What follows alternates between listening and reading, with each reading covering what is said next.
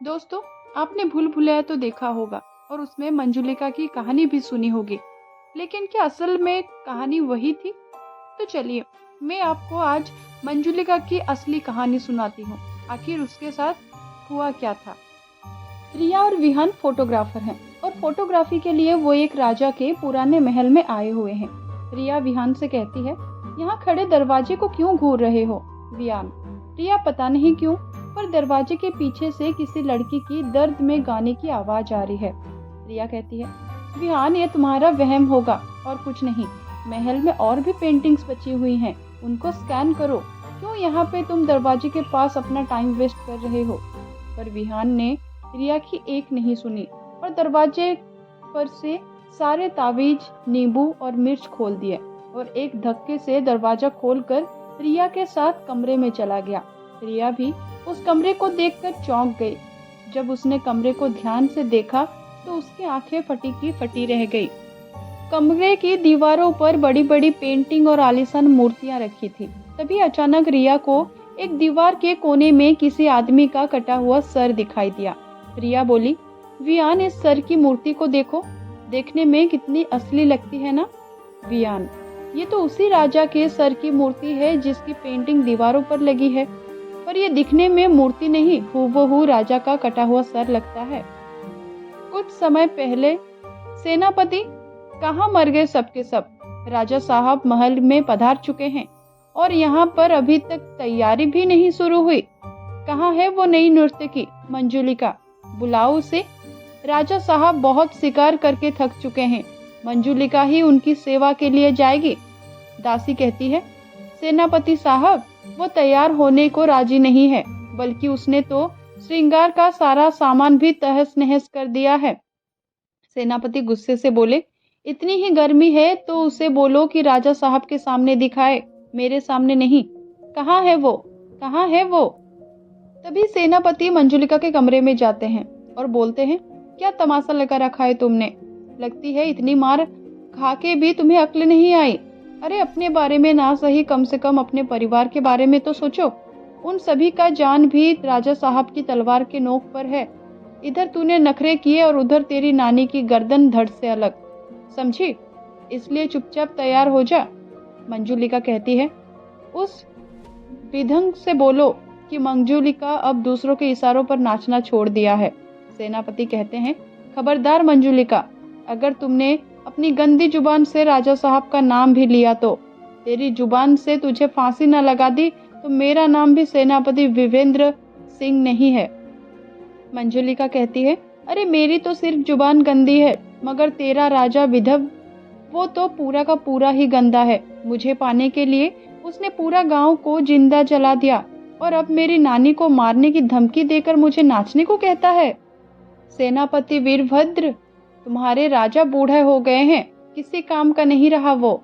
मैं तो कहती हूँ उसके सोने के बाद तू आया कर मेरे कमरे में। कसम से खुश न कर दिया तो मेरा नाम भी मंजुलिका नहीं। मंजुलिका की बात सुनने के बाद सेनापति वीरभद्र गुस्से से तिलमिला उठा। वो मंजुलिका को मारने उसकी तरफ बढ़ा ही था कि तभी किसी की आवाज सुनाई दी और सेनापति वीरभद्र के कदम वहीं रुक गए और राजा साहब कमरे में आ गए। कमरे में आके राजा साहब ने बोला, अरे वीरभद्र, इतना भी नहीं समझते? यही तो वो चाहती है कि तुम उसे मार डालो और उसे जिंदगी और मुझसे हमेशा हमेशा के लिए आराम मिल जाए। मंजुलिका कहती है, आ गया तू? कसम से बड़ा ही बेशर्म किस्म का इंसान है तू। इतनी बातें सुनने के बाद भी अपना मुंह उठाकर रोज रात को चला आता है मेरे पास। राजा कहते हैं, अब क्या करूं मंजू, तेरी जवानी मुझे जीने नहीं देती और मरना मैं चाहता नहीं हूँ, इसलिए रोज रात को आता हूँ तेरे पास ताकि खुद को जिंदा रख सकूं, तुझे तड़पा सकूं, तुझे तकलीफ दे सकूं। वो क्या है ना, जब तक खूबसूरत चीज पर दाग ना लगा हो वो खूबसूरत रहता ही नहीं, नायाब ही नहीं होता। कहते हुए राजा विश्वास जबरदस्ती मंजुलिका को गालों को छूता है, फिर धीरे धीरे उसे गुस्से से मसलने लगता है। मंजुलिका को ऐसे दर्द में तड़पता देख राजा विवंश की आंखें चमक उठी। उसे मंजुलिका को दर्द से कोहरता देख मजा आ रहा था।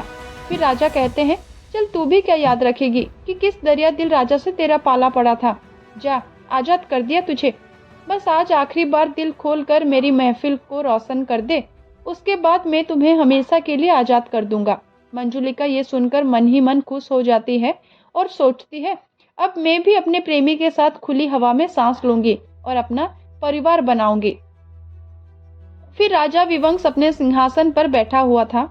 उसके मंत्री और प्रजा से पूरी सभा सजी हुई थी। सबके मन में मंजुलिका का नृत्य देखने की लालसा थी। तब मंजुलिका पूरी तरह श्रृंगार में डूबी हुई किसी अप्सरा से कम नहीं लग रही थी। मंजुलिका का रूप देख प्रजा में बैठे लोगों के मुंह से लाल टपकने लगे। राजा कहते हैं, नृत्य शुरू किया जाए।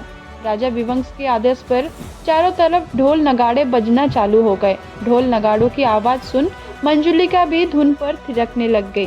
वो पूरी सभा में झूम झूम कर खुले दिल से नृत्य कर रही है और वहीं गाना भी गा रही है, जो कि वो अपने प्रेमी के लिए गाया करती थी। पूरी सभा मंजुलिका के नृत्य से मदहोश हो गई। तभी राजा विवंश एकदम से खड़ा हुआ, जिसे देख पूरी सभा को मानो सांप सूंघ गया हो। सबके सब एकदम से शांत हो गए।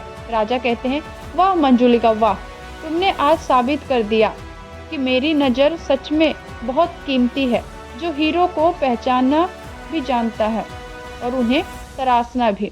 जैसे कि मैंने कहा था, आज की महफिल तेरी इस राज महफिल में आखिरी महफिल होगी, पर जाने से पहले इतने साल जो तुमने हमारा मनोरंजन किया, उसके लिए हम तुम्हें भेंट देना चाहते हैं। ये कहते हुए राजा ने ताली बजाई और अपने दासों को बुलाया। तभी कुछ दास हाथ में थाल सफेद कपड़े से ढककर लाते हैं। राजा कहते हैं, ये ले मंजुलिका, हमारा तोहफा। उम्मीद है तुम्हें बेहद पसंद आएगा। ये लो हमारा पहला तोहफा, तुम्हारा माँ का सर। मंजुलिका को अपनी माँ का कटा हुआ सर देखकर सदमा लगा था। वो अपनी माँ का सर देख चीखने ही वाली थी कि राजा विवंश ने मंजुलिका को बालों से पकड़ा और दूसरी थाली की ओर बढ़ गया।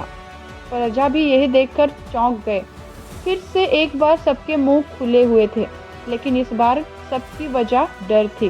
राजा फिर से कहते हैं, ये देख तेरे पिता का कटा हुआ सर, ये रही तेरी छोटी बहन और ये तेरा छोटा भाई और ये तेरी नानी। और अब बारी है तेरे दिल के सबसे करीबी इंसान के सर की, तेरी प्रेमी का सर। मंजुलिका से जुड़ा हर एक शख्स का सर राजा विवंश ने उसे तोहफे के रूप में भेंट कर दिया था। मंजुलिका को भी समझ नहीं आ रहा था कि वो किसकी मौत का दुख पहले मनाए। तभी राजा विवंश ने अपनी आखिरी चाल चली। तो क्या है राजा विवंश की आखिरी चाल? जानने के लिए पार्ट 2 का वेट करिए। Thank you.